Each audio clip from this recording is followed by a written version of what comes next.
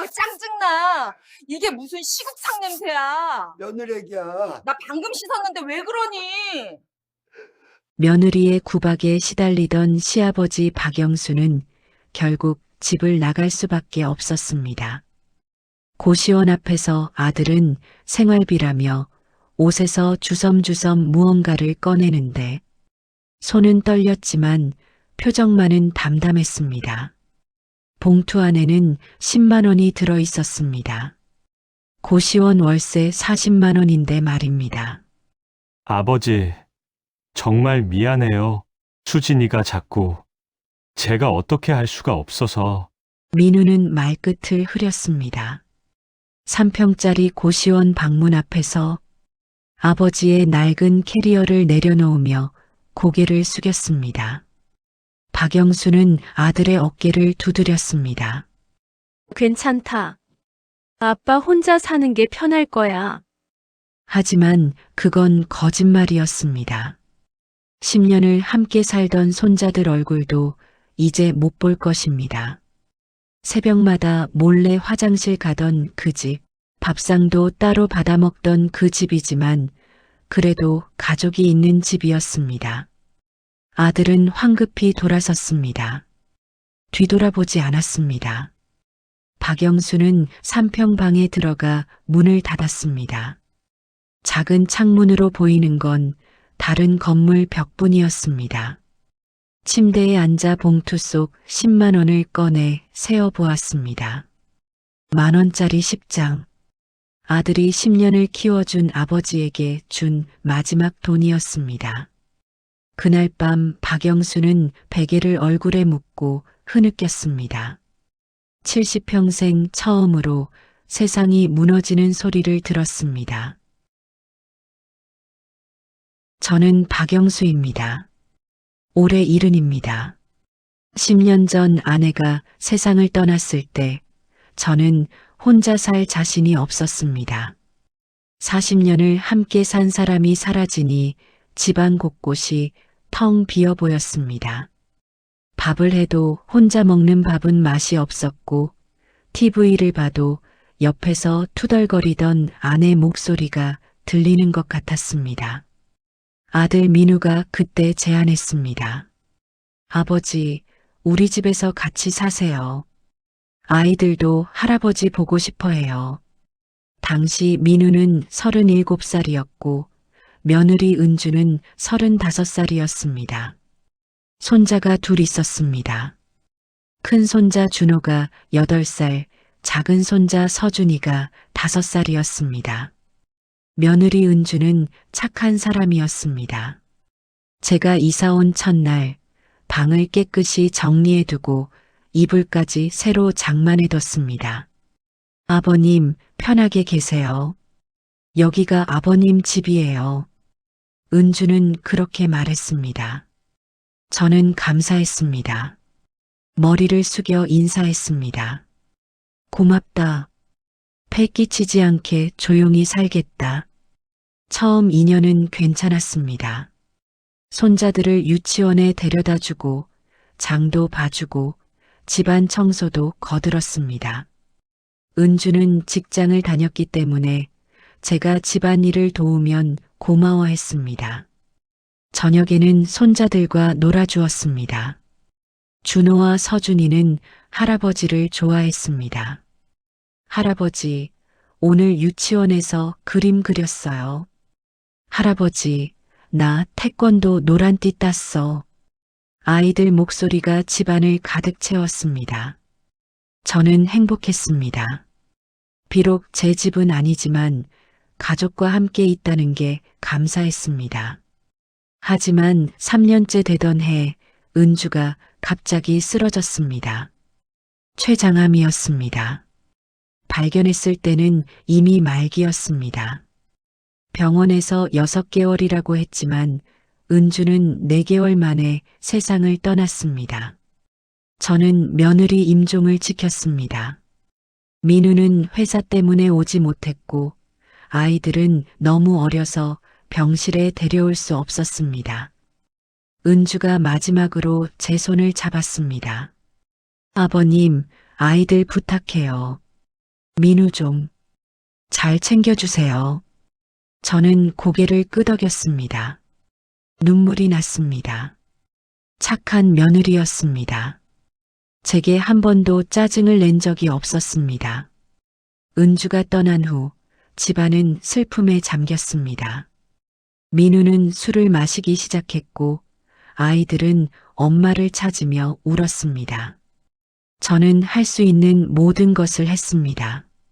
아이들 밥 챙기고 학교 보내고 숙제 봐주고 민우가 늦게 들어오면 술 깨는 국을 끓여주었습니다. 그렇게 3년이 흘렀습니다. 민우가 재혼하겠다고 했을 때 저는 찬성했습니다. 40대 초반 남자가 혼자 아이 둘 키우며 사는 건 힘든 일이었습니다. 새 엄마가 생기면 아이들도 좋을 거라고 생각했습니다. 수진을 처음 만난 날을 기억합니다. 38살 여자였습니다. 단정한 옷차림에 화장도 얇게 하고 왔습니다. 제게 공손하게 인사했습니다. 아버님, 처음 뵙겠습니다. 앞으로 잘 부탁드립니다. 저는 며느리가 마음에 들었습니다. 말투도 부드럽고 예의도 바른 사람 같았습니다. 아이들에게도 친절했습니다. 준호와 서준이는 처음에는 낯을 가렸지만 수진이 선물을 주고 다정하게 대하자 조금씩 마음을 열었습니다. 결혼식은 조촐하게 했습니다. 가족들만 모여서 식사하는 자리였습니다. 수진은 그날도 웃었습니다. 제게 술을 따라주며 말했습니다. 아버님, 제가 잘할게요. 걱정하지 마세요. 저는 안심했습니다. 좋은 며느리를 만났다고 생각했습니다. 하지만 혼인신고를 마친 다음 날부터 분위기가 달라졌습니다. 수진이 아침에 일어나더니 거실을 둘러보며 인상을 찌푸렸습니다. 제가 앉아있던 소파 쿠션을 들어 냄새를 맡았습니다. 그리고 창문을 활짝 열었습니다. 여보, 집안에 냄새 안 나요? 좀 꼬린내 같은 거. 민우가 당황하며 대답했습니다.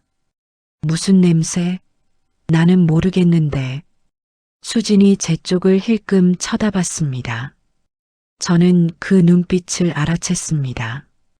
노인 냄새를 말하는 것이었습니다. 그날부터 수진은 하루에도 몇 번씩 방향제를 뿌렸습니다. 제가 앉았던 자리마다 소독 스프레이를 뿌렸습니다. 화장실을 쓴 후에도 마찬가지였습니다. 저는 최대한 조용히 지냈습니다. 방에만 있으려고 했습니다. 화장실도 새벽에만 가려고 했습니다. 밥도 먼저 먹고 방으로 들어갔습니다. 하지만 수진의 태도는 점점 노골적으로 변했습니다. 어느 날 저녁 식탁에 앉으려는데 수진이 말했습니다. 아버님, 아버님은 방에서 드시는 게 어떠세요? 아이들이 밥 먹을 때 집중을 못 하더라고요. 민우가 깜짝 놀라며 말했습니다. 여보, 그게 무슨 소리야? 아버지랑 같이 먹어야지. 수진이 민우를 쳐다봤습니다. 차갑게 식은 눈빛이었습니다. 당신 아버지 때문에 제가 밥맛이 없어요. 솔직히 말할게요. 저는 식탁에서 일어났습니다. 더 이상 듣고 싶지 않았습니다. 방으로 들어가 문을 닫았습니다. 그날 밤 민우가 제 방문을 두드렸습니다. 아버지, 수진이가 예민해서 그래요. 조금만 참아주세요. 저는 대답하지 않았습니다.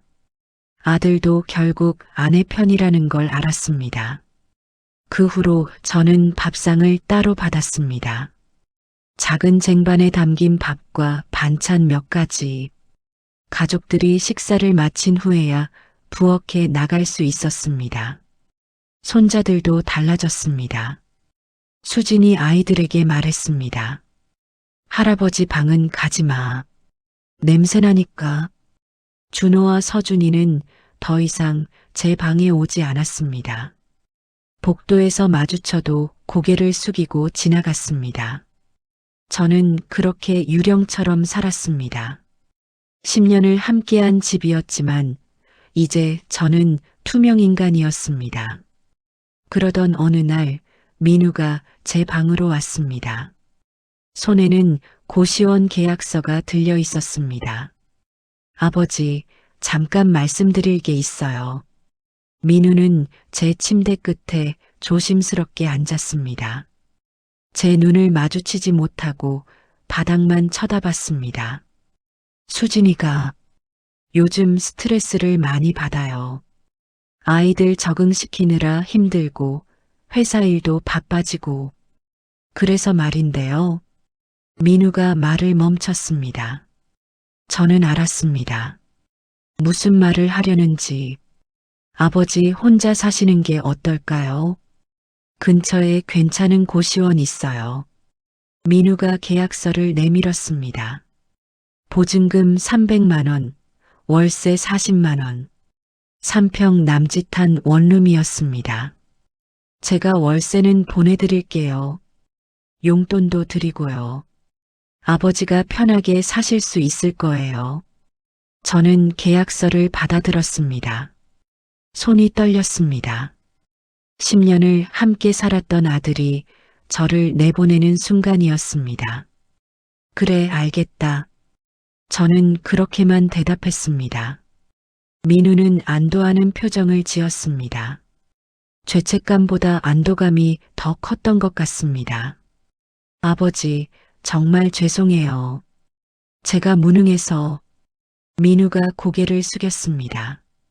하지만 저는 알았습니다. 이것은 사과가 아니라 통보였습니다. 이사 가는 날은 비가 왔습니다.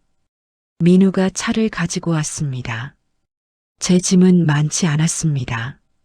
낡은 캐리어 하나와 보스턴백 하나. 10년을 살았지만 제게 남은 건 옷가지와 세면도구뿐이었습니다. 수지는 현관에 나오지 않았습니다. 방문이 꼭 닫혀 있었습니다. 아마 안에서 지켜보고 있었을 것입니다. 손자들도 학교에 간다며 일찍 나갔습니다. 작별 인사도 없었습니다. 민우가 짐을 들었습니다. 아버지, 가시죠. 저는 10년을 살았던 집을 마지막으로 돌아봤습니다. 거실 소파, 식탁, 복도 끝 제 방. 모든 게 낯설었습니다. 아니, 제가 낯선 사람이었던 것입니다. 차 안은 조용했습니다. 민우는 운전만 했습니다. 제게 말을 걸지 않았습니다. 저도 말하지 않았습니다. 빗물이 차창을 타고 흘러내렸습니다. 고시원은 역 근처 좁은 골목 안에 있었습니다. 낡은 4층 건물이었습니다. 엘리베이터는 없었습니다. 민우가 제 짐을 들고 계단을 올라갔습니다. 3층까지 올라가는데 숨이 찼습니다. 관리인이 문을 열어줬습니다. 305호. 제 방이었습니다. 문을 열자 곰팡이 냄새가 났습니다. 3평 남짓한 공간. 싱글 침대 하나, 작은 책상 하나, 옷장 하나. 창문은 있었지만 바로 앞이 다른 건물 벽이었습니다. 햇빛이 들어올 틈이 없었습니다. 화장실은 공용이었습니다. 복도 끝에 있었습니다. 샤워실도 따로 있었습니다. 하루에 2번, 아침 저녁으로만 사용할 수 있다고 했습니다. 민우가 짐을 내려놓았습니다. 아버지, 여기서 편히 지내세요. 제가 자주 올게요. 저는 고개를 끄덕였습니다. 민우가 주머니에서 봉투를 꺼냈습니다. 용돈이요. 부족하면 말씀하세요. 봉투를 열어보니 10만 원이 들어 있었습니다. 10,000원짜리 10장. 월세가 40만 원인데 용돈이 10만 원이었습니다. 민우는 더 이상 머물지 않았습니다. 황급히 돌아섰습니다. 계단을 내려가는 발소리가 점점 멀어졌습니다. 저는 문을 닫았습니다. 3평짜리 방에 혼자 남았습니다. 침대에 앉았습니다. 창문 밖은 회색 콘크리트 벽뿐이었습니다. 비가 내리는 소리만 들렸습니다. 그때 깨달았습니다. 저는 이제 정말 혼자라는 것을. 첫날 밤은 잠을 이룰 수 없었습니다. 옆방에서 TV 소리가 들렸습니다. 위층에서는 누군가 걸어다니는 소리가 났습니다. 복도에서는 술 취한 사람이 소리를 지르고 있었습니다. 새벽 3시가 되어서야 조용해졌습니다. 하지만 저는 여전히 잠들지 못했습니다. 천장을 바라보며 생각했습니다. 어떻게 이렇게 되었을까? 10년을 함께 살았는데 어떻게 하루아침에 쫓겨났을까? 다음 날 아침 화장실에 갔습니다. 복도 끝까지 걸어가는데 다리가 아팠습니다. 화장실 문을 열었을 때 냄새가 코를 찔렀습니다. 변기는 더러웠고 바닥은 물이 고여 있었습니다. 샤워를 하려고 했지만 아침 시간대는 사람이 많았습니다. 줄을 서서 기다렸습니다. 30분을 기다려서 겨우 들어갔습니다. 물은 미지근했습니다. 5분만 쓰라고 붙어 있었습니다. 밥은 편의점에서 샀습니다. 삼각김밥 하나에 우유 하나. 2,500원이었습니다. 하루 세 끼를 먹으려면 7,500원이 필요했습니다. 한 달이면 22만 원. 10만 원으로는 보름도 버틸 수 없었습니다. 저는 밥을 줄이기로 했습니다. 하루 2끼만 먹기로 했습니다. 아침은 거르고 점심과 저녁만 먹었습니다. 일주일이 지났습니다. 민우는 오지 않았습니다. 전화도 없었습니다. 손자들 목소리도 들을 수 없었습니다. 저는 하루 종일 방에만 있었습니다. 나갈 곳이 없었습니다. 돈도 없었습니다. TV도 없었습니다. 라디오만 들었습니다. 2주가 지났을 때 민우에게 전화를 걸었습니다. 3번을 울렸지만 받지 않았습니다. 문자를 보냈습니다. 민우야, 아빠다. 괜찮니? 답장은 다음 날 왔습니다. 아버지, 바빠서 못 갔어요. 괜찮으시죠? 저는 답장하지 않았습니다. 무슨 말을 하겠습니까? 괜찮지 않다고 말하면 뭐가 달라지겠습니까? 한 달이 지났습니다. 용돈 10만 원은 벌써 바닥났습니다. 제 통장에 남은 돈은 500만 원. 평생 모은 돈이었습니다. 하지만 이 돈으로 얼마나 버틸 수 있을까요? 월세 40만 원, 생활비 30만 원, 병원비 10만 원. 한 달에 80만 원이 필요했습니다. 500만 원이면 6개월입니다. 6개월 후에는 어떻게 될까요? 저는 두려웠습니다. 돈이 떨어지면 어떻게 될까? 아들에게 다시 손을 벌려야 할까? 아니면 길거리로 나가야 할까? 밤마다 그런 생각을 했습니다. 그러다 잠이 들었습니다. 꿈을 꾸었습니다. 아내가 나왔습니다. 여보, 왜 이렇게 됐어요? 아내가 물었습니다. 저는 대답하지 못했습니다. 꿈속에서도 말문이 막혔습니다. 어느 날 거울을 봤습니다. 한 달 만에 10kg은 빠진 것 같았습니다. 얼굴은 핏기가 없었고 눈은 푹 꺼져 있었습니다. 70살 노인이 아니라 80살처럼 보였습니다. 저는 거울에서 눈을 떼지 못했습니다. 이 사람이 나인가? 평생 성실하게 살았던 박영수가 이렇게 초라한 모습이 되었나? 그날 밤 저는 책상 앞에 앉았습니다. 서랍에서 편지지를 꺼냈습니다. 민우야. 첫 줄을 쓰고 멈췄습니다. 무슨 말을 써야 할까요? 하지만 저는 아무것도 쓸 수 없었습니다. 저는 편지지를 접었습니다. 침대에 누웠습니다. 천장에 금이 가 있었습니다. 다음 날 아침 복도에서 관리인을 만났습니다. 어르신, 혼자 사세요? 네. 자식은요? 있습니다. 관리인이 피식 웃었습니다. 다들 그러시더라고요. 자식 있다고. 근데 아무도 안 찾아오시던데. 저는 대답하지 않았습니다. 월세 잊지 마세요. 5일까지 내셔야 해요. 그날 오후 슈퍼마켓에 갔습니다. 라면과 김치만 샀습니다. 3,000원어치였습니다. 계산을 하는데 카드 결제가 안 됐습니다. 잔액이 부족하다고 했습니다.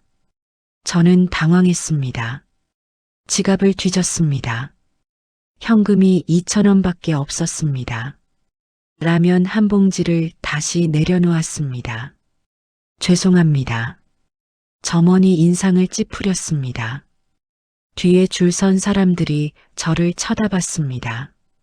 저는 고개를 숙이고 나왔습니다. 돌아오는 길, 저는 벤치에 앉았습니다. 손에는 라면 한 봉지와 김치 한 팩. 이게 오늘 제 식사였습니다. 70년을 살았습니다. 성실하게 일했습니다. 그런데 지금 저는 무엇입니까? 3평방에 갇혀 라면으로 연명하는 노인입니다. 저는 벤치에서 일어났습니다. 고시원으로 돌아갔습니다. 계단을 올라가는데 다리가 후들거렸습니다. 3층까지 올라가는데 3번이나 쉬었습니다. 방문을 열고 들어갔습니다. 여전히 좁고 어두웠습니다. 하지만 이제는 익숙해졌습니다. 이곳이 제 집입니다. 2달이 지났습니다. 민우는 한 번도 오지 않았습니다. 전화도 문자도 없었습니다. 저는 더 이상 연락하지 않았습니다. 아들에게 짐이 되고 싶지 않았습니다. 통장 잔액은 300만 원으로 줄어들었습니다. 월세와 생활비로 200만 원이 빠져나갔습니다. 이제 4개월밖에 남지 않았습니다. 저는 일자리를 찾아봤습니다. 신문 9일란을 뒤졌습니다. 하지만 70살 노인을 쓰는 곳은 없었습니다. 경비, 청소, 배달 모두 60대까지만 뽑았습니다. 어느 날 고시원 앞 편의점에 구인 광고가 붙어 있었습니다. 새벽 2시부터 8시까지 야간 알바. 시급 9,000원. 저는 망설였습니다. 70살에 편의점 알바를 할 수 있을까요? 하지만 선택의 여지가 없었습니다. 저는 편의점 문을 열고 들어갔습니다. 주인은 30대 남자였습니다. 저를 위아래로 훑어봤습니다. 어르신, 몇 살이세요? 70입니다. 주인이 난처한 표정을 지었습니다. 좀 많으신데요. 야간이라 힘드실 텐데. 괜찮습니다. 건강합니다. 저는 등을 펴고 말했습니다. 주인이 한참 생각하더니 말했습니다. 일단 일주일만 해보시죠. 그래도 되시겠어요? 네, 감사합니다. 저는 고개를 숙였습니다. 다음 날 새벽 2시, 저는 편의점에 갔습니다. 주인이 간단히 일을 알려줬습니다. 계산, 진열, 청소. 어렵지 않았습니다. 하지만 6시간을 서 있는 것은 힘들었습니다. 다리가 붓고 허리가 아팠습니다. 새벽 8시에 일을 마치고 나올 때는 온몸이 쑤셨습니다. 고시원으로 돌아와 침대에 쓰러졌습니다. 잠이 들었습니다. 오후 2시에 일어났습니다. 몸은 여전히 무거웠습니다. 그렇게 일주일을 버텼습니다. 주인이 말했습니다. 어르신, 괜찮으시네요. 계속 하시겠어요? 네, 하겠습니다. 저는 편의점 야간 알바가 되었습니다. 한 달 수입은 약 100만 원. 월세를 내고 나면 60만 원이 남았습니다. 생활비로 30만 원을 쓰면 30만 원이 남았습니다. 하지만 몸은 점점 망가져 갔습니다. 3개월째 되던 어느 날 새벽 5시에 갑자기 어지러웠습니다. 바닥이 흔들렸습니다. 계산대를 붙잡고 버텼습니다. 손님이 말했습니다. 사장님, 괜찮으세요? 얼굴이 창백하신데. 괜찮습니다. 하지만 괜찮지 않았습니다. 식은땀이 났습니다. 손이 떨렸습니다. 8시까지 버텼습니다. 교대할 직원이 왔습니다. 저는 비틀거리며 밖으로 나왔습니다. 고시원까지 걷는데 몸이 휘청거렸습니다. 계단을 올라가다 쓰러졌습니다. 2층 계단 중간쯤에서 의식을 잃었습니다. 눈을 떴을 때 병원이었습니다. 천장에 형광등이 보였습니다. 링거가 꽂혀 있었습니다. 의사가 다가왔습니다. 정신 드세요? 저혈당이에요. 식사를 제대로 안 하셨죠? 저는 대답하지 못했습니다. 의사가 차트를 보며 말했습니다. 몸무게가 많이 빠지셨어요. 영양실조 수준입니다. 이러시면 안 돼요. 저는 고개를 끄덕였습니다. 보호자 연락처 주세요. 저는 망설였습니다. 민우에게 연락해야 할까요? 하지만 저는 고개를 저었습니다.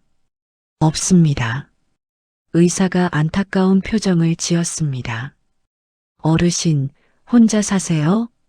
네. 가족은요? 없습니다. 의사는 더 이상 묻지 않았습니다. 차트를 덮고 나갔습니다. 저는 링거를 맞으며 천장을 바라봤습니다. 거짓말을 했습니다. 가족이 없다고. 하지만 사실이기도 했습니다. 아들이 있지만 없는 것과 같았습니다. 병원비는 15만 원이 나왔습니다. 저는 카드로 긁었습니다. 통장에서 또 돈이 빠져나갔습니다. 고시원으로 돌아왔습니다. 거울을 봤습니다. 뼈만 앙상하게 남은 얼굴이 보였습니다. 눈은 푹 꺼져 있었고 뺨은 움푹 패여 있었습니다. 이게 나인가? 3개월 만에 이렇게 변했나? 저는 거울에서 눈을 돌렸습니다. 그날 밤 저는 또다시 편지지를 꺼냈습니다. 2달 전에 한 줄만 쓰고 접어뒀던 편지였습니다. 민우야. 그 아래 글을 이어 썼습니다. 아빠는 괜찮다. 걱정하지 마라. 아빠는 건강하게 잘 살고 있다. 거짓말이었습니다. 하지만 쓰지 않을 수 없었습니다. 아들에게 짐이 되고 싶지 않았습니다. 편지를 접어 서랍에 넣었습니다. 보내지 않을 편지였습니다. 저는 침대에 누웠습니다. 형광등을 껐습니다. 어둠 속에서 눈을 감았습니다. 그때 휴대폰이 울렸습니다. 문자가 왔습니다. 민우였습니다. 아버지, 잘 지내시죠? 바빠서 연락 못 드렸어요. 다음 주에 한번 갈게요. 저는 휴대폰을 내려놨습니다. 답장하지 않았습니다. 어차피 오지 않을 것입니다. 그동안 그래왔듯이 다음 날 새벽 저는 다시 편의점으로 갔습니다. 몸은 여전히 무거웠지만 일을 해야 했습니다. 돈이 필요했습니다. 하지만 예전처럼 일할 수 없었습니다. 계산을 할 때마다 손이 떨렸습니다. 물건을 진열할 때 어지러웠습니다. 새벽 4시쯤 되면 다리에 힘이 풀렸습니다. 주인이 눈치챘습니다. 어르신, 많이 힘드시죠? 좀 쉬시는 게 어때요? 괜찮습니다. 할 수 있습니다. 저는 억지로 미소를 지었습니다. 주인은 더 이상 말하지 않았습니다. 그렇게 일주일을 더 버텼습니다. 하지만 몸은 한계였습니다. 어느 날 새벽 진열대 앞에서 쓰러졌습니다. 바닥에 엎드린 채 일어날 수가 없었습니다. 주인이 달려왔습니다. 어르신, 괜찮으세요? 저는 대답하지 못했습니다. 119 불러야겠어요. 안 됩니다. 괜찮습니다. 저는 간신히 일어났습니다. 계산대를 붙잡고 버텼습니다. 어르신, 오늘은 일찍 들어가세요. 제가 대신 할게요. 저는 고개를 숙였습니다. 죄송합니다. 고시원으로 돌아왔습니다. 침대에 누웠습니다. 몸이 천근만근 무거웠습니다. 숨을 쉬는 것조차 힘들었습니다. 그때 깨달았습니다. 이대로는 안 되겠다고. 몸이 완전히 망가지기 전에 뭔가 해야 한다고. 하지만 무엇을 할 수 있을까요? 70살 병든 노인이 할 수 있는 일이 무엇일까요? 저는 휴대폰을 꺼냈습니다. 민우 전화번호를 바라봤습니다. 통화 버튼을 누르려다 멈췄습니다. 아들에게 뭐라고 말할까요? 아빠 힘들다고 말할까요? 돌아가고 싶다고 말할까요? 하지만 저는 전화를 걸지 못했습니다. 자존심이 허락하지 않았습니다. 쫓겨난 아버지가 다시 돌아가겠다고 애원할 수는 없었습니다. 저는 휴대폰을 내려놨습니다. 며칠 후 주인이 저를 불렀습니다. 어르신, 죄송한데요. 다른 사람을 뽑기로 했어요. 저는 알았습니다. 예상했던 일이었습니다. 네, 알겠습니다. 주인이 봉투를 건넸습니다. 일한 만큼 계산했어요. 건강 챙기세요. 저는 봉투를 받았습니다. 고개를 숙였습니다. 감사합니다. 편의점을 나왔습니다. 봉투 안에는 70만 원이 들어 있었습니다. 3주치 일당이었습니다. 이제 다시 일자리를 찾아야 했습니다. 하지만 이 몸으로 어디서 일할 수 있을까요? 저는 고시원으로 돌아왔습니다. 통장을 확인했습니다. 잔액 250만 원, 편의점 급여 70만 원을 넣어도 320만 원, 4개월치 생활비였습니다. 4개월 후에는 어떻게 될까요? 돈이 바닥나면 저는 어디로 가야 할까요? 저는 창문을 열었습니다. 찬바람이 들어왔습니다. 회색 콘크리트 벽이 보였습니다. 하늘은 보이지 않았습니다.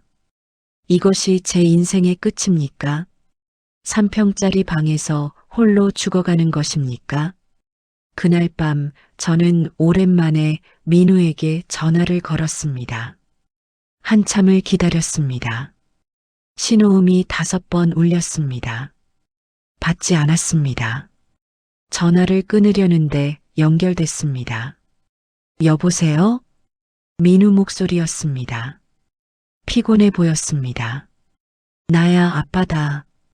아, 아버지. 무슨 일이세요? 민우의 목소리는 경계하고 있었습니다. 무슨 요구를 할까봐 걱정하는 목소리였습니다. 아니다.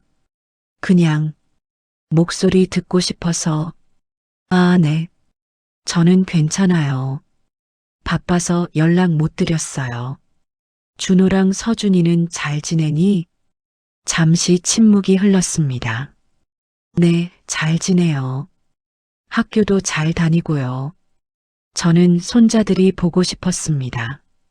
목소리라도 듣고 싶었습니다. 준호 좀 바꿔줄래? 할아버지가 안부 물어보고 싶어서. 또 침묵이었습니다. 아버지, 애들 지금 학원 갔어요. 다음에 통화시켜 드릴게요. 거짓말인 것을 알았습니다. 밤 9시인데 학원에 갈 리 없었습니다. 수진이 손자들을 저와 통화시키지 않는 것이었습니다. 그래, 알겠다. 저는 더 이상 말하지 못했습니다. 목이 메었습니다. 아버지, 다른 일 없으시면 저 끊어야 할 것 같아요. 회사 일이. 그래, 바쁜데 미안하다. 끊어라. 저는 먼저 전화를 끊었습니다. 휴대폰을 침대에 던졌습니다. 아들에게 저는 이제 귀찮은 존재였습니다. 손자들에게도 저는 잊혀진 할아버지였습니다. 다음 날 아침 거울을 봤습니다. 뼈만 남은 얼굴, 푹 꺼진 눈, 흰머리만 가득한 머리. 이게 70살 박영수였습니다. 면도를 했습니다. 손이 떨려서 베었습니다. 피가 났습니다. 휴지로 닦았습니다. 외출 준비를 했습니다. 옷장에서 가장 깨끗한 옷을 꺼냈습니다. 낡았지만 다림질한 셔츠였습니다. 10년 전에 산 것이었습니다. 오늘은 특별한 날이었습니다. 아내 기일이었습니다. 아내 산소는 경기도에 있었습니다. 버스를 3번 갈아타야 했습니다. 편도 2시간 30분이 걸렸습니다. 버스비는 왕복 1만 2천원이었습니다. 꽃값 2만원, 총 3만 2천원. 하루 생활비의 2배였습니다. 하지만 가지 않을 수 없었습니다. 10년째 한 번도 빠뜨린 적이 없었습니다. 버스를 타고 갔습니다. 창밖으로 풍경이 지나갔습니다. 아파트, 빌딩, 공장, 농가. 서울을 벗어나자 하늘이 넓어졌습니다. 오전 11시에 묘지에 도착했습니다. 꽃집에서 국화를 샀습니다. 산을 올라갔습니다. 계단이 가파랐습니다. 숨이 찼습니다. 중간중간 쉬어가며 올라갔습니다. 아내 산소 앞에 섰습니다. 묘비에는 이렇게 적혀 있었습니다. 김영희, 사랑하는 아내, 어머니, 할머니. 저는 무릎을 꿇었습니다. 꽃을 놓았습니다. 잡초를 뽑았습니다. 묘비를 닦았습니다. 여보, 저는 아내에게 말을 걸었습니다. 나왔어. 늦어서 미안해. 바람이 불었습니다. 나뭇잎이 흔들렸습니다. 요즘 힘들어. 많이 힘들어. 눈물이 났습니다. 참으려 했지만 멈출 수 없었습니다. 민우가 날 쫓아냈어. 고시원에서 혼자 살아. 일도 잃었어. 돈도 떨어져가. 목이 메었습니다. 여보, 나 어떻게 해야 돼? 이대로 죽어야 하는 거야? 대답은 없었습니다. 바람 소리만 들렸습니다. 저는 한참을 울었습니다. 산소 앞에서 70살 노인이 아이처럼 울었습니다. 진정되고 나서 일어났습니다. 묘비를 한 번 더 닦았습니다. 절을 했습니다. 다음 달에 또 올게. 기다려. 산을 내려왔습니다. 다리가 후들거렸습니다. 손잡이를 붙잡고 천천히 내려갔습니다. 버스 정류장에 도착했을 때 오후 2시였습니다. 배가 고팠습니다. 아침을 걸은 채 왔기 때문이었습니다. 근처 식당에 들어갔습니다. 비빔밥 7,000원. 저는 망설였습니다. 너무 비쌌습니다. 하지만 먹어야 했습니다. 힘이 없었습니다. 비빔밥 하나 주세요. 주인 아주머니가 비빔밥을 내왔습니다. 김치와 반찬도 함께 나왔습니다. 저는 천천히 먹었습니다. 한 숟가락 한 숟가락 음미하며 먹었습니다. 언제 다시 이렇게 따뜻한 밥을 먹을 수 있을까 싶었습니다. 밥을 다 먹고 계산을 했습니다. 주인 아주머니가 반찬을 봉지에 담아줬습니다. 감사합니다. 저는 고개를 숙였습니다. 눈물이 날 것 같았습니다. 버스를 타고 돌아왔습니다. 저녁 7시에 고시원에 도착했습니다. 온몸이 무거웠습니다. 방에 들어가 침대에 쓰러졌습니다. 아주머니가 준 반찬 봉지를 옆에 놓았습니다. 세상에는 아직 따뜻한 사람이 있다는 것을 알았습니다. 낯선 아주머니가 베푼 작은 친절이 이렇게 가슴을 울렸습니다. 하지만 동시에 슬펐습니다. 가족에게 받지 못하는 따뜻함을 낯선 사람에게서 받는다는 게 저는 눈을 감았습니다. 아내 얼굴이 떠올랐습니다. 아내가 웃고 있었습니다. 여보, 조금만 기다려. 내가 곧 갈게. 저는 그렇게 중얼거렸습니다. 다음 날 아침 통장 정리를 했습니다. 편의점 급여를 입금하고 나니 잔액이 320만 원이었습니다. 월세 40만 원, 식비 20만 원, 교통비 5만 원, 기타 비용 5만 원. 한 달에 최소 70만 원이 필요했습니다. 320만 원이면 4개월 반. 4개월 반 후면 저는 무일푼이 됩니다. 그 후에는 어떻게 될까요? 길거리로 나가야 할까요? 아니면 민우에게 다시 손을 벌려야 할까요? 저는 공공근로를 알아봤습니다. 주민센터에 갔습니다. 70살도 공공근로 할 수 있나요? 상담원이 안타까운 표정을 지었습니다. 어르신, 공공근로는 65세까지만 가능해요. 그럼 뭐라도 할 수 있는 일이 없을까요? 상담원이 컴퓨터를 뒤적였습니다. 기초생활수급자 신청은 해보셨어요? 아들이 있어서 안 될 겁니다. 아드님이 부양 거부를 하면 가능할 수도 있어요. 저는 고개를 저었습니다. 아들에게 부양 거부 확인서를 받으러 간다는 게 치욕스러웠습니다. 괜찮습니다. 주민센터를 나왔습니다. 갈 곳이 없었습니다. 공원 벤치에 앉았습니다. 옆에 70대로 보이는 노인이 앉아 있었습니다. 손수레에 폐지를 가득 실어놓고 막걸리를 마시고 있었습니다. 노인이 저를 봤습니다. 뭘 그리 생각하시오? 저는 대답하지 않았습니다. 노인이 막걸리를 한 모금 마시고 말했습니다. 나도 저랬어. 자식한테 버림받고 할 일도 없고 그래서 죽으려고도 했지. 저는 노인을 쳐다봤습니다. 그런데 죽지도 못하더라고. 그래서 이렇게 폐지 죽고 살아요. 하루 2만 원 벌면 막걸리 사 먹고 그렇게 살지 뭐. 노인이 웃었습니다. 양반도 곧 이렇게 될 거요. 돈 떨어지면 다들 똑같아. 고시원으로 돌아오는 길 저는 생각했습니다. 나도 저렇게 될까? 밤이 되었습니다. 저는 다시 편지지를 꺼냈습니다. 민우야, 아빠는 괜찮다. 걱정하지 마라. 그 아래에 글을 이어 썼습니다. 아빠가 미안하다. 내 짐이 돼서, 내 인생에 방해가 돼서, 아빠는 너희들만 행복하면 돼. 그것만으로도 아빠는 만족한다. 사랑한다, 민우야. 준호야, 서준아. 할아버지가 많이 사랑한다. 펜을 들고 있는 손이 떨렸습니다. 눈물이 떨어져 종이를 적셨습니다.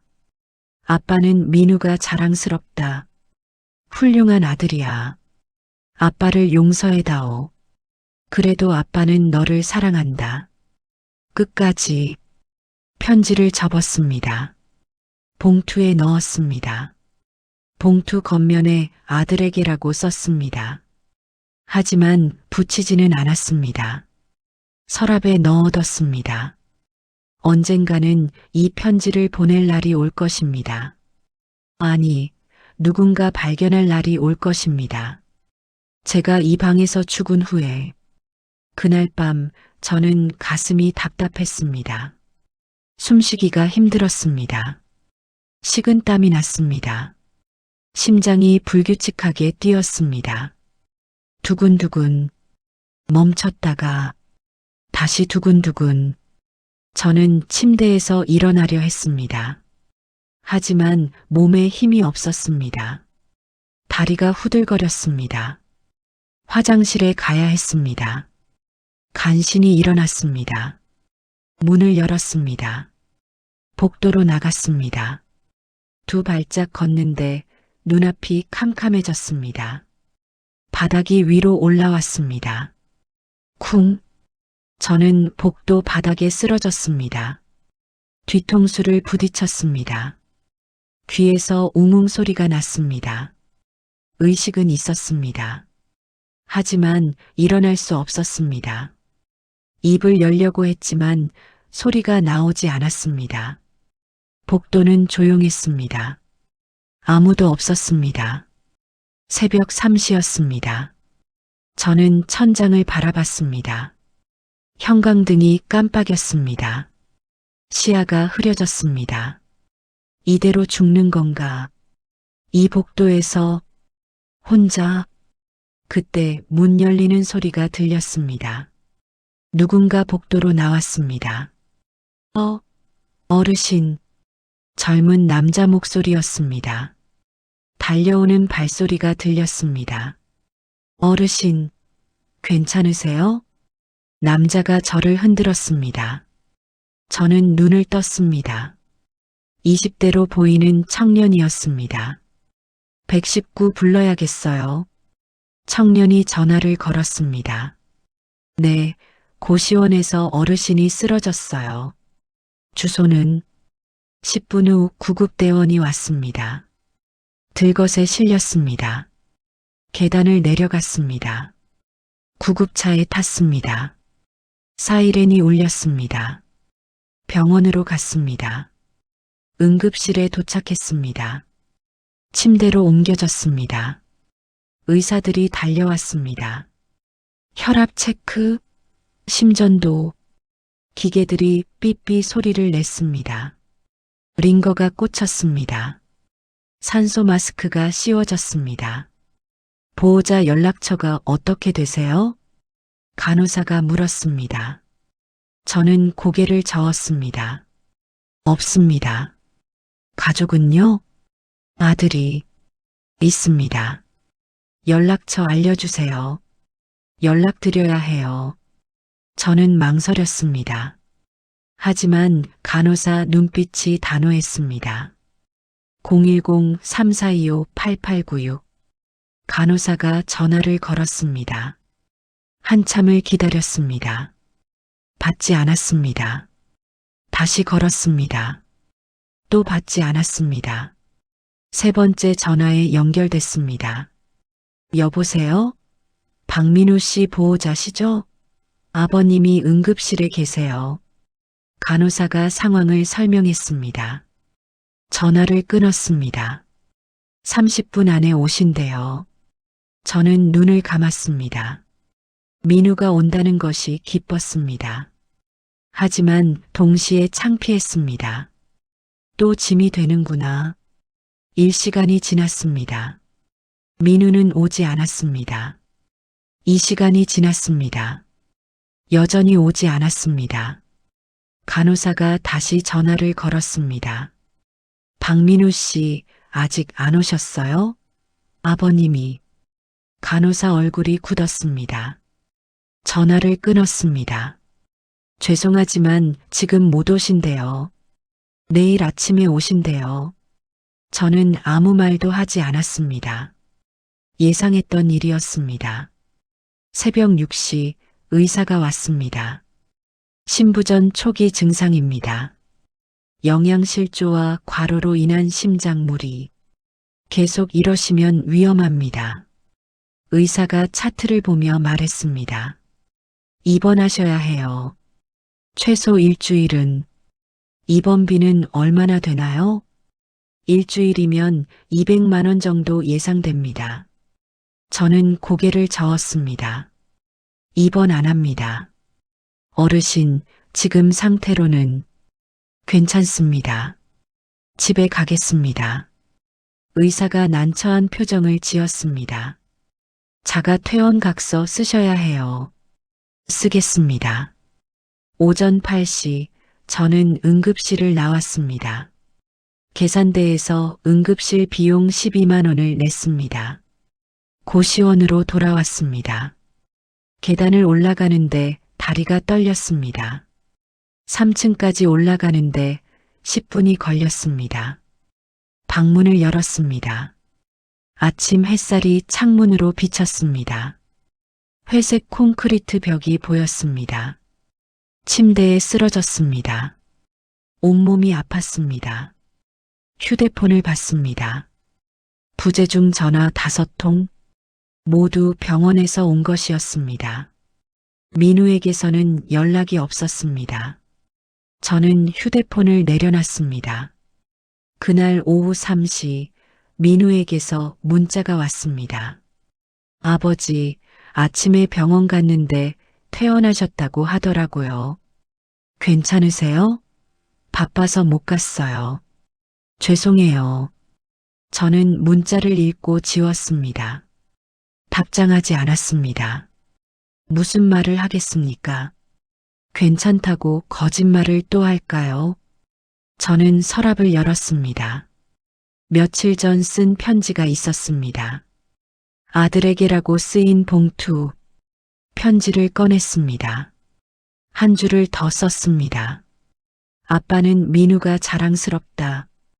훌륭한 아들이야. 아빠를 용서해다오. 편지를 접었습니다. 봉투에 넣었습니다. 책상 위에 올려놓았습니다. 이제 정말 끝이 가까워졌다는 것을 알았습니다. 통장을 확인했습니다. 잔액 296만 원, 병원비 12만 원이 빠져나갔습니다. 3개월 후면 돈이 바닥납니다. 그 후에는 무엇이 기다릴까요? 저는 창문을 열었습니다. 찬바람이 들어왔습니다. 4층 높이였습니다. 뛰어내리면 고통 없이 갈 수 있을까요? 하지만 저는 창문을 닫았습니다. 아직은 아니었습니다. 침대에 누웠습니다. 눈을 감았습니다. 아내 얼굴이 보였습니다. 아내가 손을 내밀고 있었습니다. 조금만 기다려. 곧 갈게. 저는 그렇게 중얼거렸습니다. 그날 밤 열이 났습니다. 온몸이 불덩이처럼 뜨거웠습니다. 이불을 덮었지만 추웠습니다. 해열제를 찾았습니다. 없었습니다. 약국에 가야 했습니다. 하지만 일어날 수가 없었습니다. 저는 그대로 누워 있었습니다. 밤새 열에 시달렸습니다. 땀이 흘렀습니다. 이불이 젖었습니다. 새벽 5시쯤 열이 조금 내렸습니다. 정신이 들었습니다. 목이 말랐습니다. 냉장고를 열었습니다. 물 한 병. 저는 물을 마셨습니다. 한 병을 다 마셨습니다.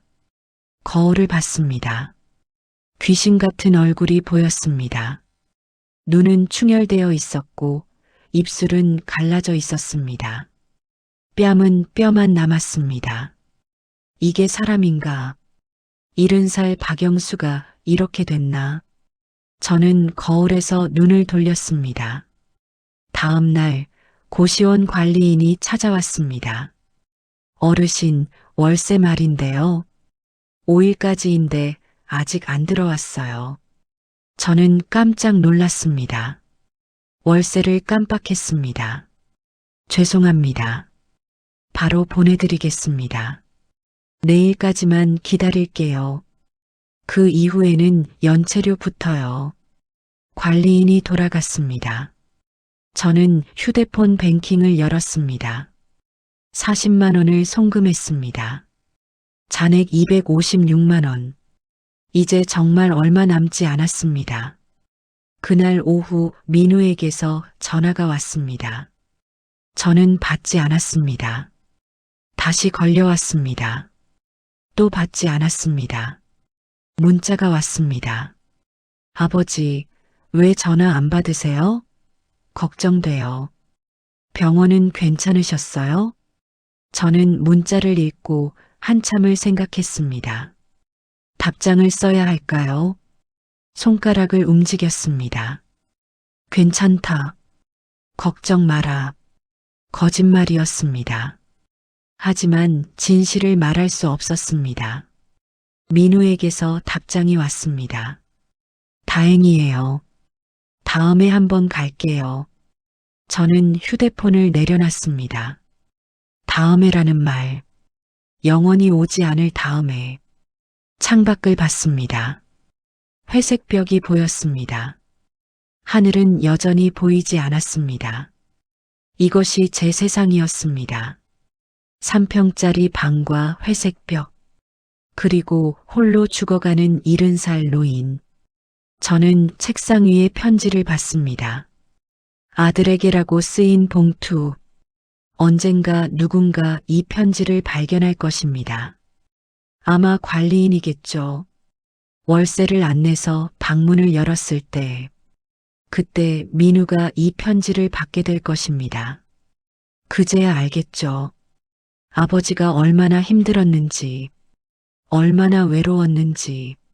하지만 그때는 이미 늦을 것입니다. 일주일이 지났습니다. 저는 거의 방 밖으로 나가지 않았습니다. 화장실 갈 때만 나갔습니다. 밥도 거의 먹지 않았습니다. 편의점 삼각김밥 하나로 하루를 버텼습니다. 몸무게는 더 빠졌습니다. 옷이 헐렁했습니다. 허리띠를 조여도 바지가 흘러내렸습니다. 거울을 보지 않았습니다. 보기 싫었습니다. 어느 날 오후 현관문을 두드리는 소리가 들렸습니다. 아버지, 저예요, 민우. 저는 깜짝 놀랐습니다. 민우가 왔습니다. 정말로 왔습니다. 저는 침대에서 일어났습니다. 거울을 봤습니다. 귀신 같은 얼굴이었습니다. 옷을 갈아입을 시간도 없었습니다. 문을 열었습니다. 민우가 서 있었습니다. 손에는 과일 바구니를 들고 있었습니다. 아버지, 오랜만이에요. 민우가 웃으며 말했습니다. 하지만 제 얼굴을 보자 표정이 굳었습니다. 아버지, 많이 아프세요? 괜찮다. 들어와. 민우가 방 안으로 들어왔습니다. 3평짜리 좁은 방을 둘러봤습니다. 침대, 책상, 옷장, 창문 밖 회색 벽. 여기서 계속 사셨어요? 그래. 민우가 과일 바구니를 책상 위에 놓았습니다. 그때 편지 봉투를 봤습니다. 아들에게라고 쓰인 봉투. 이게 뭐예요? 저는 얼른 편지를 집어 서랍에 넣었습니다. 아무것도 아니다. 민우가 저를 쳐다봤습니다. 걱정스러운 눈빛이었습니다. 하지만 그 눈빛이 진심인지 알 수 없었습니다. 아버지, 밥은 드셨어요? 같이 나가서 먹을까요? 배고프지 않다. 그래도 나가시죠. 제가 살게요. 저는 고개를 저었습니다. 여기서 먹겠다. 나가기 힘들다. 민우가 난처한 표정을 지었습니다. 그럼 제가 뭐 좀 사올게요. 드시고 싶은 거 있으세요? 없다. 민우는 더 이상 말하지 않았습니다. 어색한 침묵이 흘렀습니다. 아버지, 병원은 괜찮으셨어요? 그날 제가 못 가서. 괜찮았다. 정말요? 많이 아프신 것 같은데. 괜찮다고 했다. 저는 쏘아붙였습니다. 민우가 움찔했습니다. 또 침묵이었습니다. 민우가 휴대폰을 봤습니다. 시간을 확인하는 것 같았습니다. 아버지, 저 오늘 회사 일이 있어서 좀 이따가 가야 할 것 같아요. 저는 웃었습니다. 쓴웃음이었습니다. 그래, 가거라. 바쁠 텐데. 아버지. 민우가 뭔가 말하려다 멈췄습니다.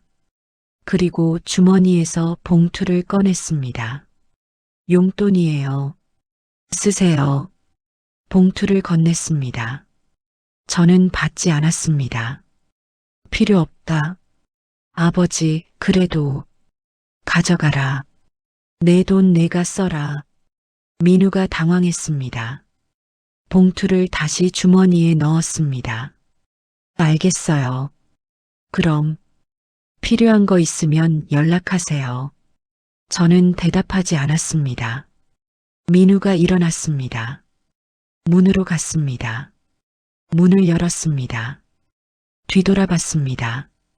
아버지, 건강 챙기세요. 제가 다음에 또 올게요. 또 다음에였습니다. 그래. 저는 짧게 대답했습니다. 민우가 나갔습니다. 문이 닫혔습니다. 발소리가 점점 멀어졌습니다. 저는 침대에 주저앉았습니다. 과일 바구니를 봤습니다. 사과, 배, 귤. 3만 원 어치쯤 되어 보였습니다. 저는 사과를 꺼냈습니다. 한 입 베어 물었습니다. 달았습니다. 하지만 삼킬 수가 없었습니다. 목이 메었습니다. 눈물이 났습니다. 사과를 들고 울었습니다. 왜 우는지도 모르겠습니다. 아들이 와서 기쁜 건지, 아들이 또 떠나서 슬픈 건지. 민우는 30분도 채 머물지 않았습니다. 10년을 함께 살았던 아버지를 만나러 왔지만 30분도 함께 있지 못했습니다. 회사 일이 더 중요했습니다. 저는 과일 바구니를 치웠습니다. 냉장고에 넣었습니다. 먹을 수 있을지 모르겠지만 그냥 버릴 수는 없었습니다. 책상 위 서랍을 열었습니다. 편지 봉투가 있었습니다. 아들에게라고 쓰인 봉투. 민우가 거의 볼 뻔했습니다. 편지를 꺼냈습니다. 마지막 문장을 읽었습니다. 아빠는 민우가 자랑스럽다. 훌륭한 아들이야. 아빠를 용서해다오. 거짓말이었습니다. 민우는 훌륭한 아들이 아니었습니다. 아버지를 버린 아들이었습니다. 하지만 그래도 제 아들이었습니다. 제가 낳고 키운 아들이었습니다. 저는 편지에 한 줄을 더 썼습니다. 그래도 아빠는 너를 사랑한다. 끝까지. 펜을 놓았습니다. 편지를 봉투에 넣었습니다. 책상 위에 놓았습니다. 이제 정말 마지막이라는 것을 알았습니다. 창밖을 봤습니다. 저녁 해가 지고 있었습니다. 회색 벽 사이로 붉은 빛이 비쳤습니다. 저는 처음으로 이 방에서 석양을 봤습니다. 아름다웠습니다. 그날 밤 저는 다시 열이 났습니다. 이번에는 더 심했습니다. 온몸이 불덩이였습니다. 이불을 덮어도 추웠습니다. 해열제를 먹었습니다. 하지만 소용없었습니다. 열은 계속 올라갔습니다. 환각이 보였습니다. 아내가 나타났습니다. 여보, 이제 그만 와요. 더 이상 혼자 아파하지 마요. 아내가 손을 내밀었습니다. 저는 손을 뻗었습니다. 하지만 잡을 수 없었습니다. 조금만 기다려. 조금만. 저는 중얼거렸습니다. 밤 11시쯤 온몸에 경련이 왔습니다. 팔과 다리가 떨렸습니다. 이를 악물었지만 멈출 수 없었습니다. 심장이 빠르게 뛰었습니다. 두근두근두근. 터질 것 같았습니다. 숨쉬기가 힘들었습니다. 공기가 부족했습니다. 입을 크게 벌리고 숨을 들이켰습니다. 하지만 폐에 공기가 차지 않는 것 같았습니다. 저는 일어나려고 했습니다. 119를 불러야 했습니다. 하지만 몸이 움직이지 않았습니다. 휴대폰을 찾았습니다. 손을 뻗었습니다. 닿지 않았습니다. 책상 위에 있었습니다. 저는 침대에서 내려오려 했습니다. 바닥에 발을 디뎠습니다. 새벽 4시, 저는 화장실에 가려고 일어났습니다.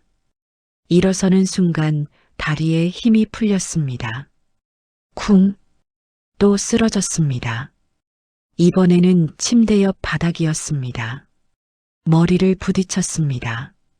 피가 났습니다. 이마에서 따뜻한 액체가 흘러내렸습니다. 저는 일어나려 했습니다. 하지만 몸이 움직이지 않았습니다. 팔도 다리도 말을 듣지 않았습니다. 입을 열려 했습니다. 소리가 나오지 않았습니다. 이대로 죽는구나. 저는 생각했습니다. 눈이 감겼습니다. 의식이 흐려졌습니다. 마지막으로 떠오른 건 아내 얼굴이었습니다.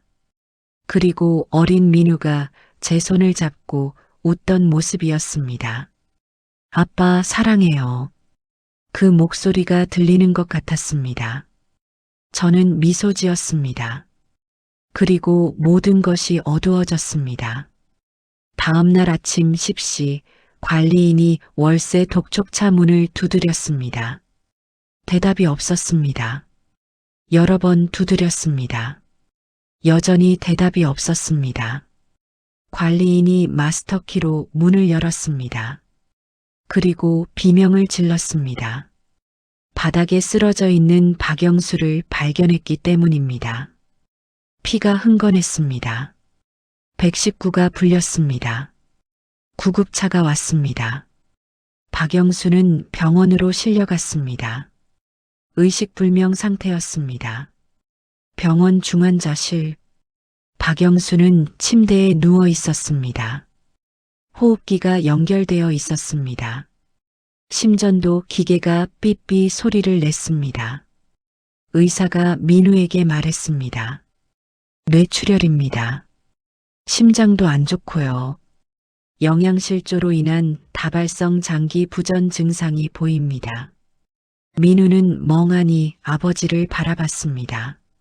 살 수 있나요? 의사가 한숨을 쉬었습니다. 솔직히 말씀드리면 어렵습니다. 나이도 많으시고 몸 상태가 너무 안 좋아요. 언제 깨어나실지도 모릅니다. 민우는 무릎이 꺾였습니다. 의자에 주저앉았습니다. 제 잘못입니다. 제가 이렇게 만들었어요. 민우가 손으로 얼굴을 가렸습니다. 눈물이 흘렀습니다. 의사가 어깨를 두드렸습니다. 지금이라도 곁에 계셔주세요. 민우는 중환자실로 들어갔습니다. 아버지 침대 옆에 섰습니다. 박영수는 뼈만 남았습니다. 얼굴은 핏기가 없었습니다. 숨소리만 가까스로 들렸습니다. 아버지. 민우가 아버지 손을 잡았습니다. 손이 차가웠습니다. 뼈만 만져졌습니다. 죄송해요.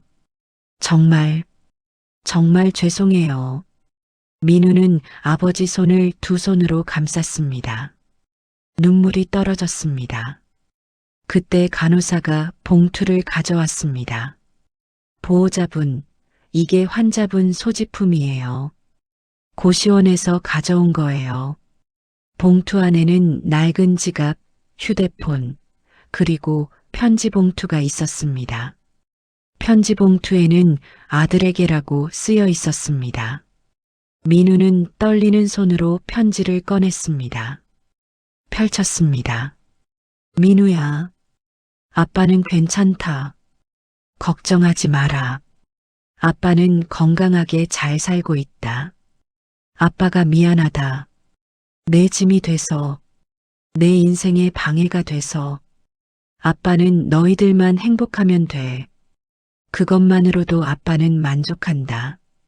사랑한다, 민우야. 준호야, 서준아.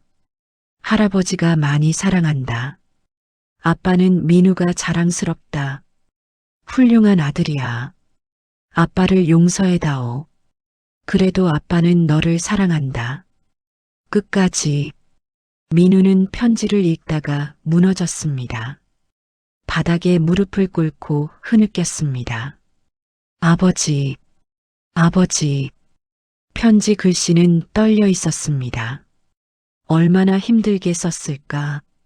얼마나 외로웠을까? 민우는 자신이 무엇을 했는지 깨달았습니다. 아버지를 10년이나 함께 살게 해준 것이 아니었습니다.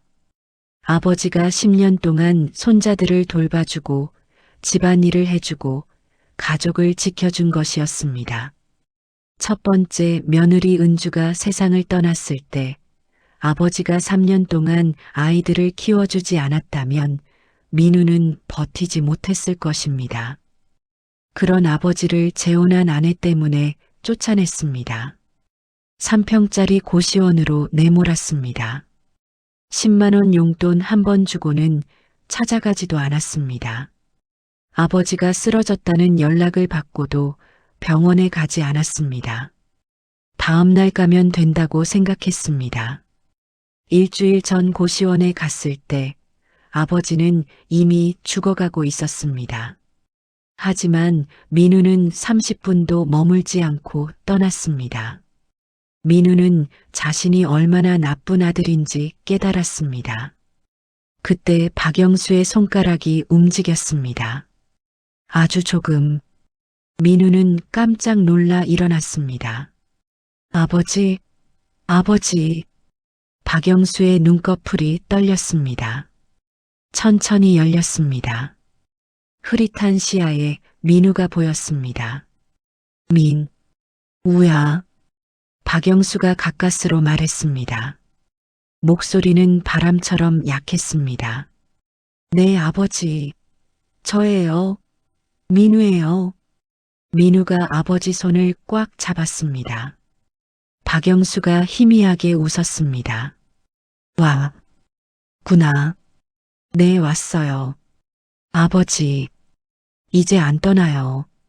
옆에 계속 있을게요. 박영수의 눈에서 눈물이 흘렀습니다. 미안하다. 짐이 돼서. 민우는 고개를 저었습니다. 눈물이 쏟아졌습니다. 아니에요, 아버지. 제가 미안해요. 제가 정말 잘못했어요. 박영수가 손을 들어 민우 얼굴을 만졌습니다. 떨리는 손이었습니다. 괜찮아. 아빠는 행복했어. 너희들 곁에 있어서. 아버지. 민우는 아버지 손을 붙잡고 울었습니다. 박영수가 마지막으로 말했습니다. 사랑한다. 민우야. 그리고 눈을 감았습니다. 심전도 기계에서 긴 소리가 났습니다. B-. 의사와 간호사들이 달려왔습니다. 심폐소생술이 시작됐습니다. 민우는 밖으로 나가야 했습니다. 복도에서 기다렸습니다. 30분 후 의사가 나왔습니다. 고개를 저었습니다. 죄송합니다. 최선을 다했지만. 민우는 그 자리에 주저앉았습니다. 아버지. 민우는 하늘을 보고 울부짖었습니다. 아버지. 박영수는 그렇게 세상을 떠났습니다. 70년 인생의 마지막 4개월. 아들에게 버림받고 3평짜리 고시원에서 홀로 죽어가다가 마지막 순간에야 아들을 만났습니다. 그리고 끝까지 아들을 사랑한다고 말하며 눈을 감았습니다. 며칠 후 장례식장. 민우는 상주로 앉아 있었습니다. 눈이 퉁퉁 부어 있었습니다. 준호와 서준이가 할아버지 영정 앞에서 울었습니다. 할아버지, 미안해요. 두 손자는 그제야 할아버지가 얼마나 자신들을 사랑했는지 알았습니다. 민우는 장례식장 3일 동안 아버지 곁을 떠나지 않았습니다. 마지막 날 밤, 민우는 아버지 영정 앞에 무릎을 꿇었습니다. 아버지, 용서해 주세요. 제가 정말 못난 아들이었어요. 눈물이 멈추지 않았습니다. 10년 동안 함께 살면서 감사하다고 말한 적이 없어요. 쫓아내고도 미안하다는 말 안 했어요. 민우가 바닥에 이마를 댔습니다. 그때 은주의 어머니가 어깨에 손을 올렸습니다. 민우야, 장인어른은 너를 원망하지 않으셨을 거야. 3년 동안 아이들 키워주신 분이잖아. 끝까지 가족을 사랑하신 분이야. 장모님이 민우를 일으켜 세웠습니다. 발인 날, 관이 운구차에 실렸습니다. 민우가 영정을 들었습니다. 화장터에서 마지막 인사를 할 때 민우는 무릎을 꿇었습니다. 아버지, 편히 쉬세요. 어머니 만나서 행복하세요. 아들이 잘못했습니다. 관이 들어갔습니다. 민우는 그 자리에 주저앉아 울었습니다. 몇 달 후, 민우는 아버지가 살던 고시원을 찾았습니다. 305호. 이제는 다른 사람이 살고 있었습니다. 아버지가 여기서 4개월을 살았구나. 이 좁은 방에서 혼자. 민우는 눈물을 닦았습니다. 집으로 돌아왔습니다. 수진과 마주 앉았습니다. 이혼하자. 당신 때문에 아버지를 잃었어. 용서할 수 없어. 수진은 아무 말도 하지 못했습니다. 민우는 아버지 편지를 가슴에 품고 있었습니다. 평생 이 죄책감을 안고 살 것입니다. 그리고 다짐했습니다. 아버지처럼 살겠다고, 끝까지 가족을 사랑하는 사람이 되겠다고. 영정 속 박영수는 웃고 있었습니다. 아마도 저 세상에서 아내를 만났을 것입니다. 이제 더 이상 외롭지 않을 것입니다.